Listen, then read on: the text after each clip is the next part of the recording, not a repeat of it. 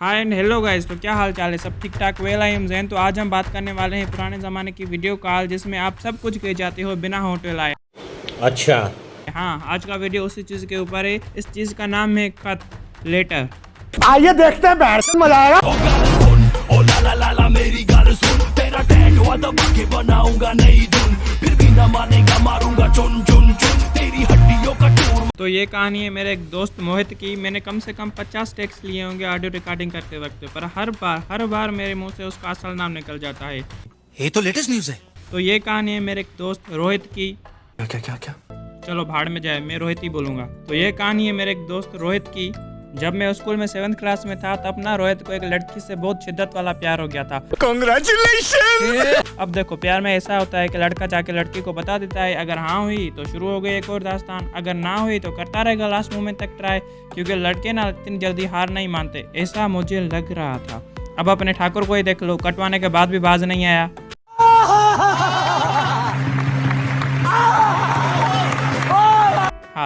हाथों की बात हो रही है यहाँ।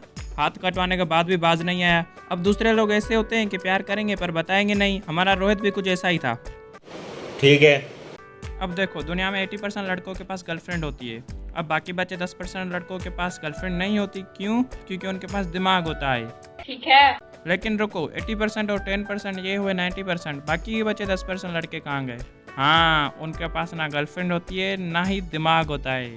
गजब बेइज्जती है। बकचोद उठा के लेके आया हूं।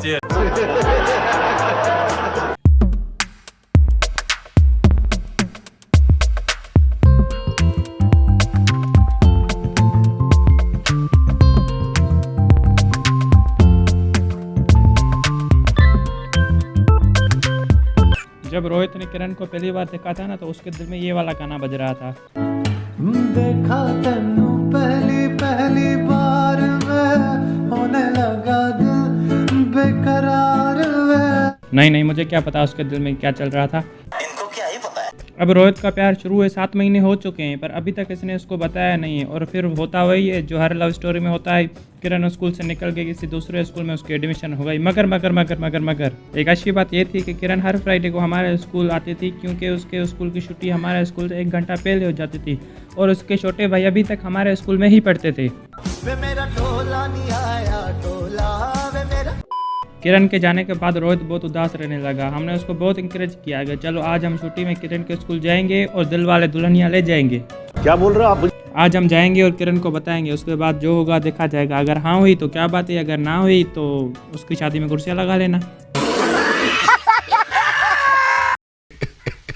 अब रोहित भी हमारे स्पीच से इतना मोटिवेट हो गया कि उसका कॉन्फिडेंस लेवल आसमान छू रहा था। यार कुछ भी हो जाए हम तो जाके बताएंगे। तो हम छुट्टी में उसके स्कूल के दरवाजे तक पहुंच गए।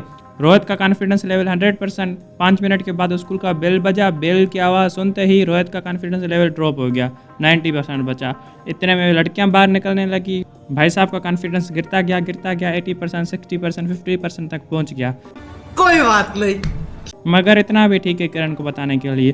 मगर जैसे ही किरण दरवाजे के बाहर निकली और उसने इसको देखा, फिर 50, 40, 30, 20 साला माइनस में चला गया। जुलाई के महीने में बर्फ जितना ठंडा पड़ गया। तब उसको बताना तो दूर के बाद 5 मिनट उधर खड़ा ना रह सका। उस दिन मुझे एक बात पता चली कि इससे तो ना हो पाएगा। हाँ तो उसको जाके बोलना, मुझे क्या बोल रहा है?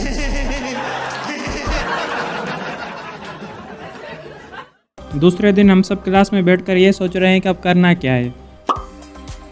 तब हमारे एक दोस्त लाल ने आइडिया दिया, अब चलो थोड़ा सा लाल का कैरेक्टर एस्टेब्लिश कर लेते हैं। इसका पूरा नाम लाल चौधरी है। हमारे क्लास का ये वो लड़का है जो हमेशा एटीट्यूड में रहता है। ये हमेशा से ऐसा नहीं था, पर जब से इसको पता लगा है कि इसके बाप के पास पेट्रोल पंप है, फिर तब से ये खुद को richest person of the class मानता है। इसको लगता है कि इसके बाप के पास तेल का कुआं है, और जो मशीनें लगी हुई हैं इसके बाप के पेट्रोल पंप पर, वो मशीनें ज़मीन से उस तेल को खींच रही हैं।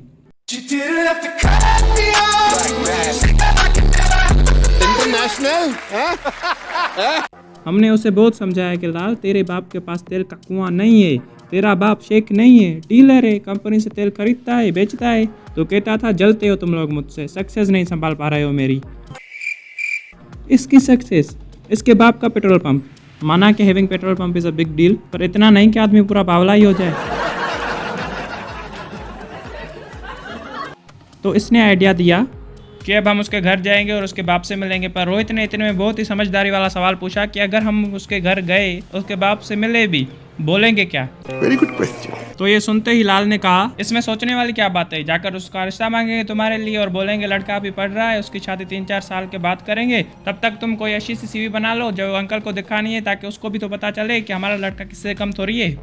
रोहित 5 मिनट खामोश रहने के बाद उसको वही रिप्लाई दिया जो हम सब देना चाहते थे उसको। शर्म तो नहीं आ रही है बिल्कुल भी हैं? उसने कहा उसका बाप कोई दलाल है बेंचो, सीवी देख कर रिश्ता देगा, काफी अच्छी सीवी बनाइए, चलो बेटी ले जाओ मेरी, जा किरण जा जी ले अपनी जिंदगी। आइंदा ऐसा आइडिया दिया ना तो तुम लोग मानोगे नहीं, पर इसने अपने दिमाग का 100% यूज करने के बाद ही आइडिया दिया था। तो ये आइडिया तो फेल हो गया, जो कि फेल होना ही था। तो अब हम ये सोच रहे हैं कि आगे करना क्या है। चलो भाई। तो इतने में सोनू बोल पड़ा। अब सोनू कौन है? ये हमारे क्लास का 17th नंबर पर सबसे ज्यादा होशियार लड़का है हमारे क्लास में, जबकि हैं ही कुल 18 बच्चे, मतलब नीचे से 2nd नंबर पर। और ये वो लड़का है जिसके पूरे खानदान में कभी किसी ने लव मैरिज नहीं की। अच्छा, लव मैरिज तो छोड़ो, इसके माँ बाप को तो मैरिज के बाद आपस में लव नहीं हुआ है। अरे देवा। तो इसने कहा चलो मैं जाऊंगा किरण के पास और जाकर तुम्हारी तरफ से प्रपोज करूंगा। और इसने ना कभी भी आज तक किसी भी लड़की को भाव नहीं दिया है। तो रोहित के लिए इनसिक्योरिटी का सवाल भी नहीं उठ रहा था, तो हम सब ने सोनू को डन कर दिया कि जाना तुम ही प्रपोज करना है रोहित की तरफ से।